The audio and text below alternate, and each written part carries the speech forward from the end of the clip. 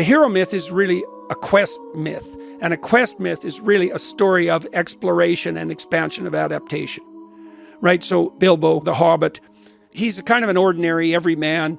He lives in a very constrained and orderly and secure world.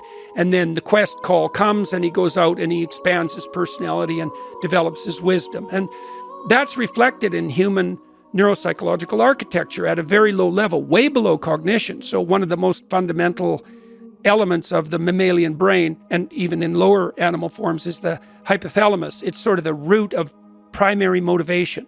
So it governs lust and it regulates your breathing, and it regulates your hunger, and it regulates your thirst, and it regulates your temperature. Like really low-level biological necessities are regulated by the hypothalamus. When you get hungry, it's the hypothalamus. When you're activated in a defensively aggressive manner, that's the hypothalamus. Half the hypothalamus is the origin of the dopaminergic tracts, and they subsume exploration.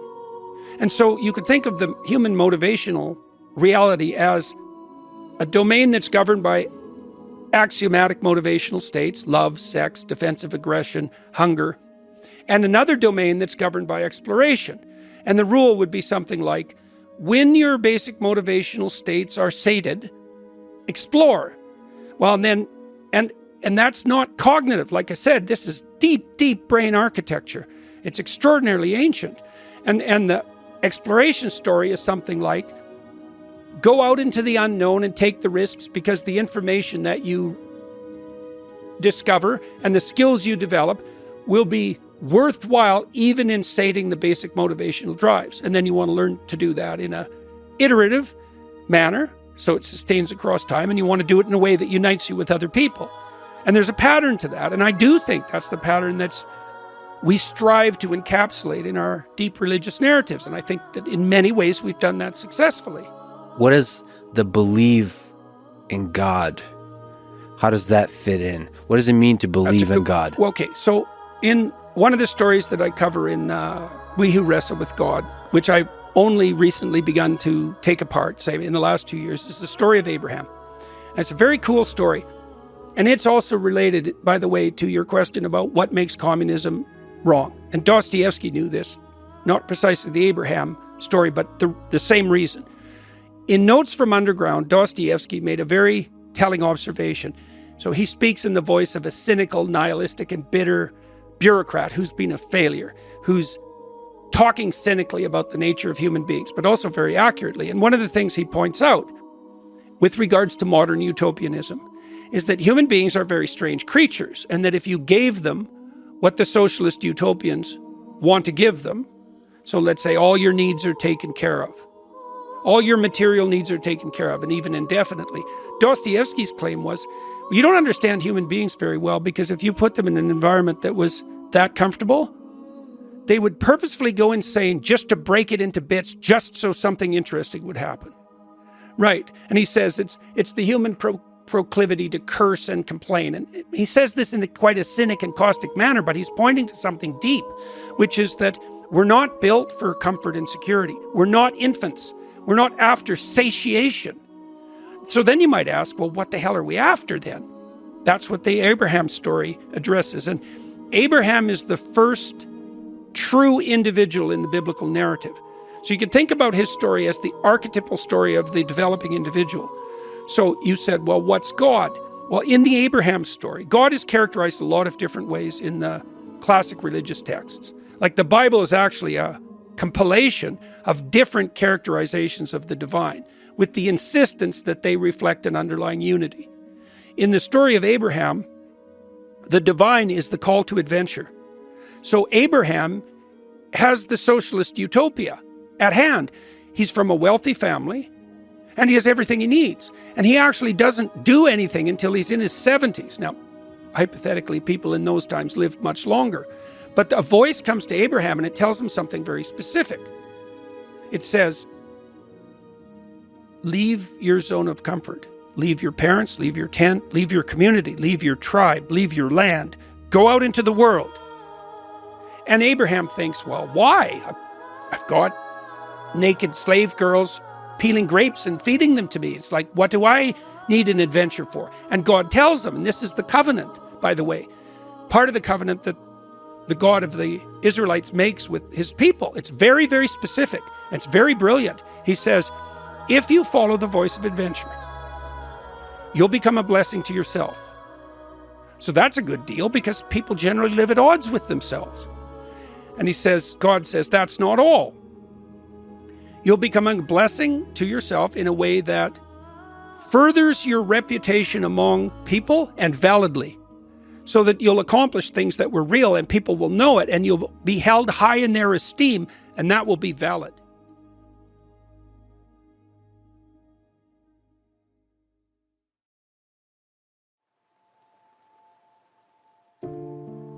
So that's a pretty good deal because social people would like to be regarded as of utility and worth by others, and so that's a good deal. And God says that's not all.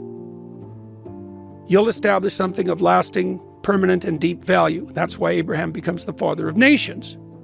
And finally, he caps it off and he says there's a better element even to it. There's a capstone.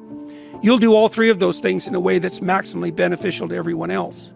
And so the divinity in the Abrahamic story is making a claim. He says, first of all, there's a drive that you should attend to. So the spirit of adventure that calls you out of your zone of comfort. Now, if you attend to that and you make the sacrifices necessary to follow that path, then the following benefits will accrue to you. Your life will be a blessing. Everyone will hold you in high esteem. You'll establish something of permanent value, and you'll do it in a way that's maximally beneficial to everyone else. And so think about what this means biologically or from an engineering standpoint. It means that the instinct to develop that characterizes outward moving children, let's say, or adults, is the same instinct that allows for psychological stability, that allows for movement upward in a social hierarchy, that establishes something iterable, and that does that in a manner that allows everyone else to partake in the same process. Well, that's a good deal. And I can't see how it cannot be true, because the alternative hypothesis would be that the spirit that moves you beyond yourself to develop, the spirit of a curious child, let's say, what is that antithetical to your own esteem? Is that antithetical to other people's best interest? Is it not the thing that increases the probability that you'll do something permanent? That's a stupid theory. So God is a call to adventure with some constraints. A call to true adventure. To true adventure. True adventure. Yeah, and then that's a good observation, because that begs the question, what constitutes the most true adventure? Well, that's not fully fleshed out until, at least from the Christian perspective, let's say, that's not fully fleshed out until the Gospels, because the passion of Christ is you could say, this is the perfectly reasonable way of looking at it, the passion of Christ is the truest adventure of Abraham. That's a terrible thing, because the passion story is a catastrophic tragedy, although it obviously has its redemptive elements. But one of the things that's implied there is that there's no distinction between the true adventure of life and taking on the pathway of maximal responsibility and burden. And I can't see how that cannot be true. Because the counter hypothesis is, well, Lex, the best thing for you to do in your life is to shrink from all challenge and hide, right? To remain infantile, to remain secure, not to ever push yourself beyond your limits, not to take any risks. Well, no one thinks that's true.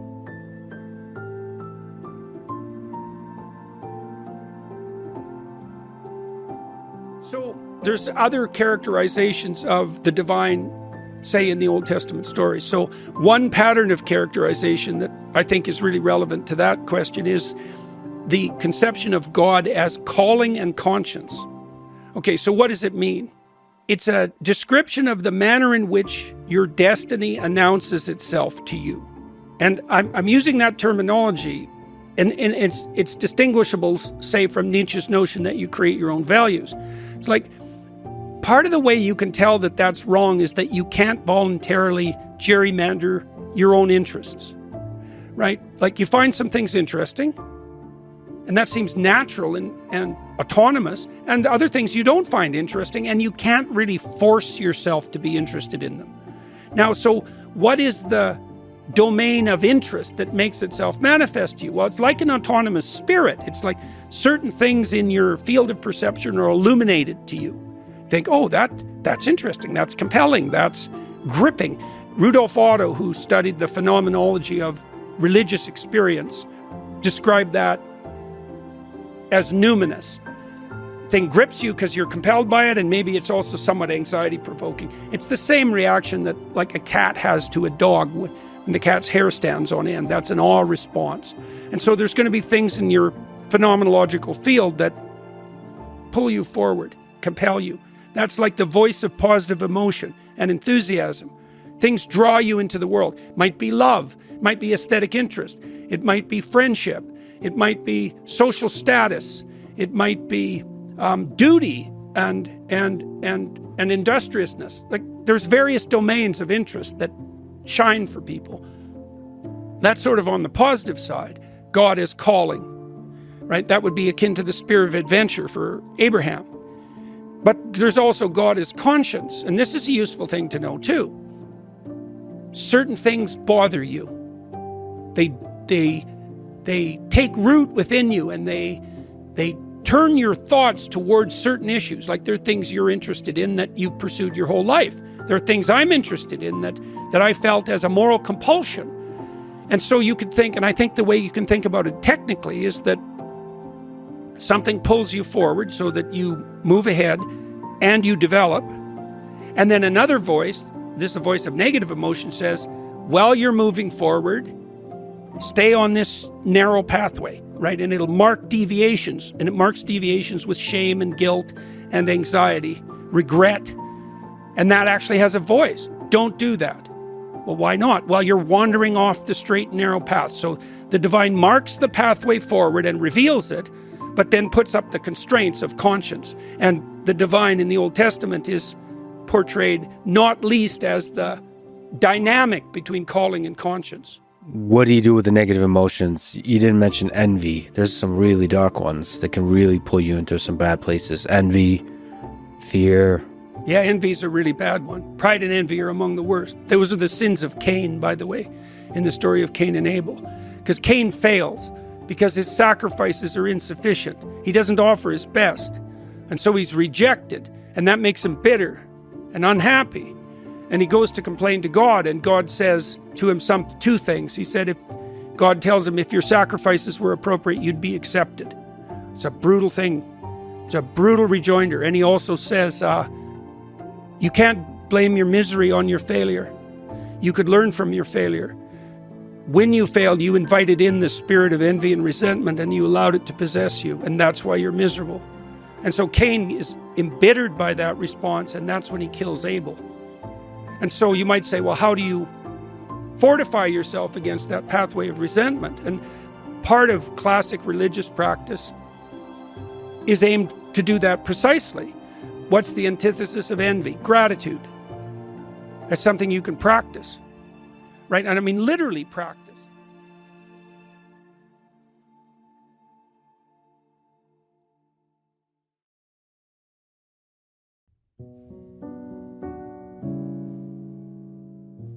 I think envy is one of the biggest enemies for a young person, because basically you're starting from nowhere.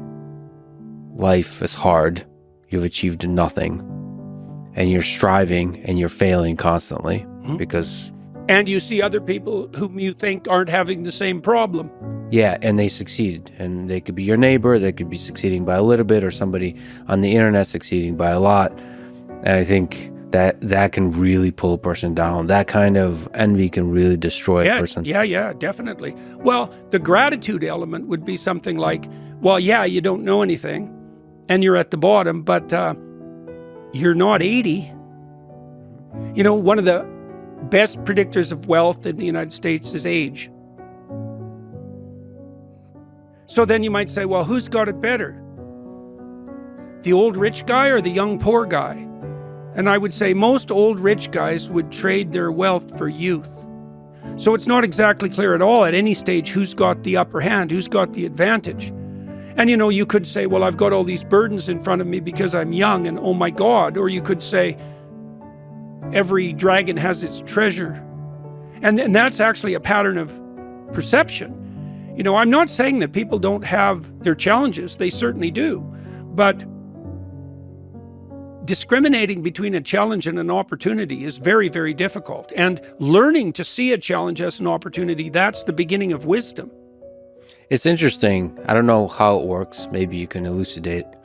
But when you have envy towards somebody, if you just celebrate them, so gratitude, Yeah. but actually, as opposed to sort of ignoring and being grateful for the things you have, like literally celebrate that person, it transforms, it lights the way. I don't know why that is Absolutely. exactly. The only reason you're envious is because you see someone who has something that you want. Okay, so let's think about it. Well, first of all, the fact that they have it means that in principle, you could get it. At least someone has. So that's a pretty good deal. And then you might say, well, the fact that I'm envious of that person means that I actually want something. And then you might think, well, what am I envious of? I'm envious of their attractiveness to women. It's like, okay, well, now you know something about yourself. You know that one true motivation that's making itself manifest to you is that you wish that you would be the sort of person who is attractive to women. Now, of course, that's an extremely common longing among men, period, but particularly among young men. It's like, well, what makes you so sure you couldn't have that? Well, how about, here's an answer. You don't have enough faith in yourself.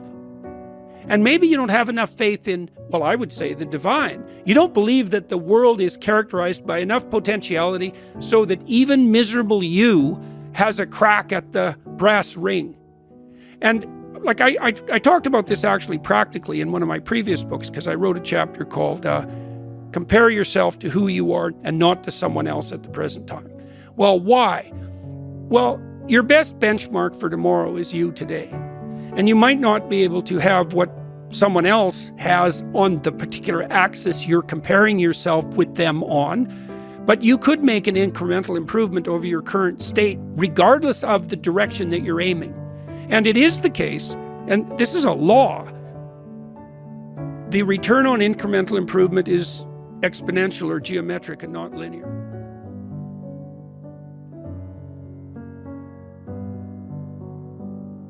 This is why the hero is always born in a lowly place, mythologically. Right? Christ, who redeems the world, is born in a manger with the animals to poverty-stricken parents in the middle of a God-forsaken desert, in a nondescript time and place, isolated. Well, why? Well, because everyone young struggles with their insufficiency. But that doesn't mean that great things can't make themselves manifest. And part of the insistence in the biblical text, for example, is that it's incumbent on you to have the courage, to have faith in yourself and in the spirit of reality, the essence of reality, regardless of how you construe the evidence at hand. Right. Look at me. I'm so useless. I don't know anything. I don't have anything. It's hopeless. I don't have it within me. The world couldn't offer me that possibility. Well, what the hell do you know about that? This is what Job figures out in the midst of his suffering in the book of Job, because Job is tortured terribly by God, who makes a bet with Satan himself to bring him down. And Job's decision in the face of his intense suffering is, I'm not going to lose faith in my essential goodness, and I'm not going to lose faith in the essential goodness of being itself, regardless of how terrible the face it's showing to me at the moment happens to be. And I think, okay, what do you make of that claim? Well, let's look at it. Checking your phone. Whatever it is, make it consistent. Don't wait for it to feel easy. Just do it every day. That's how you build discipline through adversity. Because adversity isn't a curse, it's a crucible. It burns away weakness and reveals what's real. That's why Marcus said, the obstacle is the way. Not because he liked suffering, but because he understood that without obstacles, there is no growth. And Musashi? He didn't fear stronger opponents, he welcomed them, because with each challenge, he became sharper, faster, calmer. Life was his dojo. Every moment was practice. And the same is true for you. Don't wait for the perfect moment. Use this moment. Use your frustration, your setbacks, your challenges. Train with them. Respond to them with purpose. Because every time you face something hard with discipline, you move closer to mastery, closer to freedom. That's the path. That's the way. The obstacle is the way. And if you truly want to grow, don't run from the hard things. Walk straight into them with your head clear, your breath steady, and your discipline sharpened like a blade.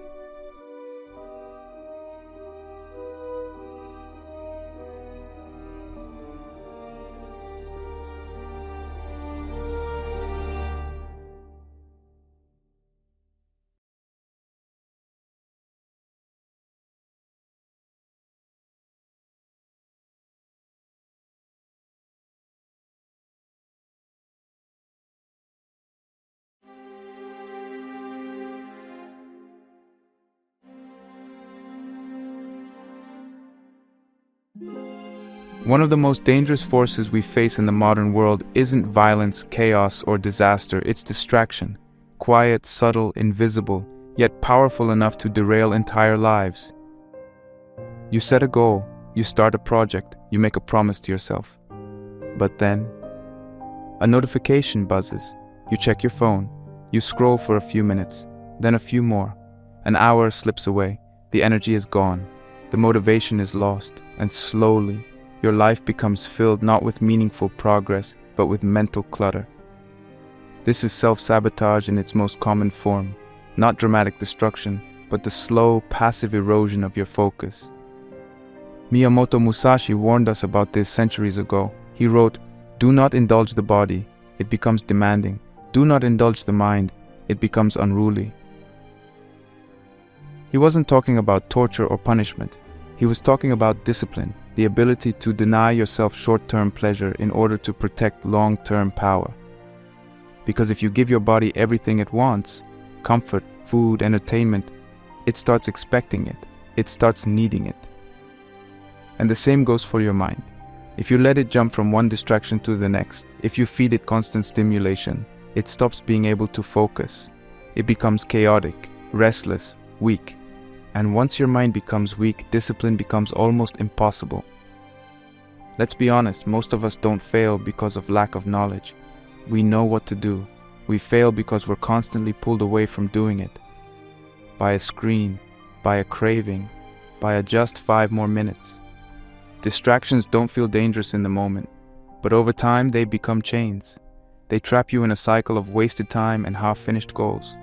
You promise yourself you'll focus tomorrow, but tomorrow never comes because you're not dealing with the real enemy, the absence of focus. Discipline is how you fight back, but it's not about brute force or beating yourself up. It's about being intentional. Both Stoics and samurai knew that the mind could only be sharpened through simplicity and repetition. The Stoics believed in mastering the mind through reflection, awareness, and control over attention. The samurai trained in silence, in solitude, in removing everything that wasn't useful. They didn't waste energy on excess. They cut away the unnecessary to keep their edge. We need that same mindset today. In a world engineered to hijack your attention, being focused is not just helpful, it's heroic. Think about how much more powerful you'd be if you could reclaim even half the time you waste on mindless scrolling or impulsive distraction. That time adds up, and it's not just the minutes, it's the mental residue. Every time you switch tasks, your focus weakens. Every time you give in to distraction, your discipline erodes. But when you protect your attention, when you learn to resist the urge to escape discomfort, you start building real strength. Here's the good news. Your brain is trainable. You can rewire your focus, but you have to give it the right environment. One of the most effective strategies is deep work, a concept popularized by Cal Newport, but rooted deeply in Stoic and samurai principles. Deep work is about setting aside blocks of time where you work without any distractions. No phone, no internet tabs, just one task, full presence. This is how masterpieces are made, not in multitasking chaos, but in disciplined, deliberate attention. If you want to try this, start small. Block out just 90 minutes a day. Choose your most important task. Writing, building, studying, thinking. Turn off notifications. Put your phone in another room. Use noise-canceling headphones if you need to. And then, just do the work. Don't wait to feel like it. Don't give in to discomfort. Just sit, breathe, and focus. It will be hard at first. Your brain will try to escape, but if you stick with it, something incredible happens. You enter flow, you tap into clarity, you build something real, and over time, this becomes your new normal. Another method is digital minimalism. This doesn't mean deleting every app or becoming a monk. It means designing your digital life with intention. Audit your phone. Ask yourself, what apps actually serve me? Which ones just distract me? Remove the ones you don't need. Set limits on social media. Disable non-essential notifications. Create rules for your screen time. For example, no phone during the first hour of the day or no checking email after 8 p.m. These little boundaries create massive clarity. They return your attention to you instead of giving it away to algorithms. You can also use environmental design to support your discipline. The Stoics understood that we become what we practice. So instead of constantly battling temptation, eliminate it. If you want to read more, put books where you can see them. If you want to stop snacking, don't buy the junk food. If you want to meditate, create a space that invites calm. Structure your surroundings so that the easiest choice is the right one. That's not weakness, that's smart discipline. Temptations will never fully disappear, but you can make them easier to resist. One strategy is the 10-minute rule. When you feel the urge to check your phone, scroll, or quit a task, wait 10 minutes. Don't judge yourself. Just sit with the discomfort. Most of the time, the urge fades. You've trained your brain not to obey every impulse, and that's the win. Not perfection, but pause, awareness, control. Another powerful tool is creating a ritual of intentionality before doing anything important. Before you start a task, pause for 30 seconds. Breathe, set your intention. Ask, what am I about to do? Why does it matter? This small moment of clarity can prevent hours of unconscious distraction. The Stoics did this. They prepared their minds before battle, before conversation, before action. They knew, a disciplined mind begins with a deliberate thought. So here's your challenge. Try a digital detox day. One full day, no social media, no unnecessary screen time. Use your phone only for essential communication. Spend the rest of the day reading, thinking, writing, moving your body, or doing something that strengthens your mind. Notice how different you feel, how much more space your mind has, how much calmer your thoughts become. Even one day can reset your brain. And once you've done that, experiment with focused time blocks during your week. Carve out daily windows, 90 minutes, 2 hours, even just 45 minutes, where you give your full attention to something meaningful. Protect that time like a samurai protects his sword, because it is your sword. Your attention is your most powerful tool. Don't waste it on noise. Use it to build, to grow, to deepen your life. Remember what Musashi said, do not indulge the mind, it becomes unruly. That doesn't mean never rest, it means rest with intention. Focus with intention. Live with intention. Because in a world full of distractions, the person who can stay focused, even for an hour, is unstoppable. Self-sabotage isn't just about failure. It's about all the things we could have done but didn't. All the time we lost to distractions. All the energy we gave away to things that didn't matter. But the good news is, you can change that. One day, one decision, one focus block at a time. So start today. Try the detox. Try the focus block. Start training your mind like a warrior. Because freedom doesn't come from giving in to every impulse. It comes from mastering them. That's the discipline. That's the way.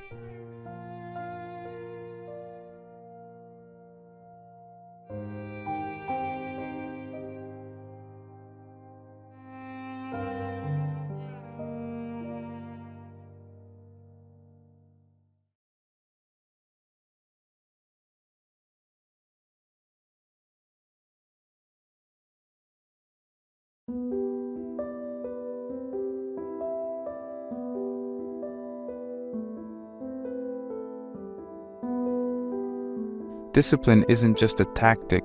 It's not something you pull out only when things get tough. Real discipline, the kind that transforms your life, is a way of being. It's something you carry with you into everything. How you wake up, how you eat, how you work, how you speak, how you rest. It's not about being rigid or joyless. It's about living with intention, clarity, and purpose every single day. It's about asking yourself, what really matters? And then having the courage to strip everything else away. As Antoine de Saint-Exupéry put it, perfection is achieved, not when there is nothing more to add, but when there is nothing left to take away. That's the heart of minimalist discipline. Not adding more to your life, but removing what's not essential, until what remains is strong, focused, and free. Marcus Aurelius lived this way. Despite being emperor of the most powerful empire in the world, he didn't live lavishly. He didn't chase pleasure or status.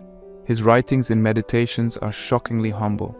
He reminds himself to wake up early, to serve others, to resist anger, to stay grounded. He didn't need to write those things. He was the ruler of Rome. But he did it anyway, every day, because he understood that without continuous self-discipline, the mind decays. It wanders. It forgets what matters. And Marcus didn't want to forget. He wanted to live every day in accordance with reason, duty, and virtue. Not as a philosopher on a pedestal, but as a man in the world. That's what makes his discipline so powerful. It wasn't abstract, it was daily. Miyamoto Musashi, too, embodied this philosophy in action. By the end of his life, he had given up everything unnecessary. He lived alone, trained constantly, and rejected comfort. Not because he hated pleasure, but because he understood that comfort dulls the blade. He wanted to stay sharp, focused, clear. His book, The Book of Five Rings, wasn't just about sword fighting, it was about life. He wrote about mindset, simplicity, and strategy, about approaching every moment with total presence and intention. His life was a masterpiece of minimalist discipline, and not because he had less, but because he needed less. So how do we bring this kind of disciplined simplicity into our lives today? We're not emperors or samurai. We live in a world of chaos, notifications, obligations, endless noise. But that's exactly why this mindset is so important now more than ever. The more chaotic your world is, the more essential your discipline becomes. Start with your finances. How much of your spending is driven by impulse? How much is actually aligned with your values? Most people spend money not to meet needs, but to escape discomfort. We shop when we're bored, we chase status through objects, but minimalist discipline flips that mindset. It says, buy less, spend with intention, save more than you think you need. Because financial freedom isn't about having everything, it's about needing less. About building a life where your peace doesn't depend on your next paycheck or your next upgrade. Track your spending, cut out the excess, focus on what truly adds value. That's financial discipline. Next, think about your health. You don't need a perfect diet or a six-pack. What you need is consistency. You need a few simple habits: eating whole foods, moving your body daily, getting sleep. And you need to repeat them for the rest of your life. No extremes, no gimmicks, just sustainable practices. A 30-minute walk every day does more than a month of intense workouts you'll quit by next week. Small habits, repeated with discipline, become unstoppable. Musashi didn't become a master through a single burst of effort. He practiced endlessly. So can you. What about your relationships? Discipline matters here too. It's about being present, about choosing quality over quantity. It means showing up when it's hard, listening when you'd rather speak, staying honest when it's uncomfortable. Modern life tempts us to spread our energy thin, to be connected to everyone but deeply close to no one. Minimalist discipline in relationships means simplifying. Fewer distractions, fewer games, more depth, more intention. You don't need hundreds of people in your life. You need a few strong connections built through consistent effort and clarity. And then there's your mental space, your time, your attention. This is where minimalist discipline shines brightest. Most people fill their days with noise, emails, podcasts, social media, background chatter. They don't realize that attention is a finite resource. Every time you give it away to something meaningless, you rob yourself of clarity. Try this. Simplify your inputs. Unsubscribe from junk. Delete the apps that don't serve you. Stop scrolling endlessly. Create pockets of silence in your day. Let your mind breathe, because when you quiet the noise, your real thoughts come through. Your real priorities become visible. Now, a lot of people hear this and worry about burnout. They think discipline means working 16 hours a day, grinding non-stop, pushing themselves to the edge. That's not what we're talking about here. Sustainable discipline is different. It's not about intensity. It's about rhythm, about knowing when to push and when to rest, when to say yes and when to walk away. Aurelius rested. Musashi meditated and painted. They understood that a disciplined life includes recovery. So don't burn yourself out. Build a balanced system. Make room for rest, for joy, for reflection. Just make sure those moments are intentional, not escapes, but part of your rhythm. Think of discipline not as a restriction, but as a form of love. You brush your teeth every day, not because it's exciting, but because you care about your long-term health. You budget not because you hate money, but because you respect your future. You train your body not out of vanity, but out of self-respect. Every disciplined act is a way of saying, I'm building something that lasts. And the more you repeat those acts, the more natural they become. Eventually, you don't even think about them. They just are. Here's your call to action. Choose one major area of your life to simplify and discipline. Just one. Maybe it's your morning routine, your phone usage, your eating habits, your spending. Pick the one that feels most out of alignment right now, the one that creates the most friction, and apply minimalist discipline to it. Strip away the excess, focus on what works, and then stick with it. Not for a week, not for a challenge, but as a lifestyle, as a philosophy. Because in the end, discipline is not something you check off a list. It's something you live. It's not about being perfect. It's about being intentional, every day, in every area. Like Aurelius, like Musashi, quietly, consistently, powerfully. You don't need more. You need less, but better. Less distraction, less noise, less chaos, more purpose, more clarity, more strength. Discipline gives you that, not someday, not in some distant perfect future, but now. In this moment, in the way you choose to live your next hour, your next task, your next breath. So live simply, live clearly, live with discipline, not because you have to, but because you choose to. That's the way of the Stoic. That's the way of the samurai. And it can be your way too.